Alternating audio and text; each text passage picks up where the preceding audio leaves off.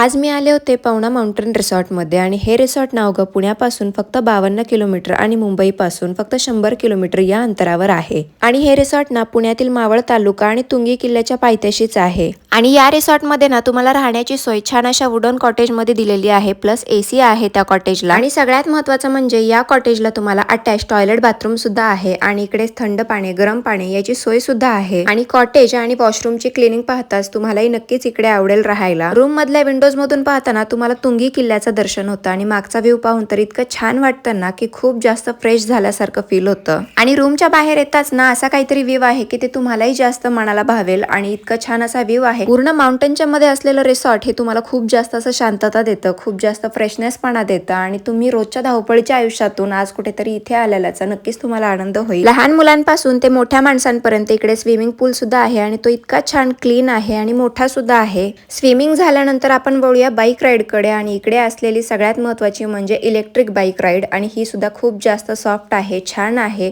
आणि लहान मुलांसाठी असलेले इनडोर आउटडोर गेम सुद्धा आहेत बरं का. सायकलिंग आहे, इलेक्ट्रिक बाईक आहे, टेबल टेनिस आहे, क्रिकेट आहे, बॅडमिंटन आहे, कॅरम आहे, प्लेइंग कार्ड आहे, फुटबॉल आहेत, असे बरेच काही गेम आहेत. आणि त्यानंतर मी बाईक राईड सुद्धा केली आणि सायकलिंग सुद्धा केलं. आणि हे सगळे ऍक्टिव्हिटी करून झाल्यानंतर असं काहीतरी घडलं की मी पाहून खरंच खूप जास्त शॉक झाले. माझ्यासोबत आलेला अनुभव मी नक्कीच पुढच्या व्हिडिओमध्ये शेअर करेन. आणि पार्ट 2 पाहण्यासाठी आपल्या पेजला नक्कीच फॉलो करा, कारण तुम्हाला असेच नवीन नवीन व्हिडिओज या पेजला पाहायला मिळणार आहे. तोपर्यंत बाय.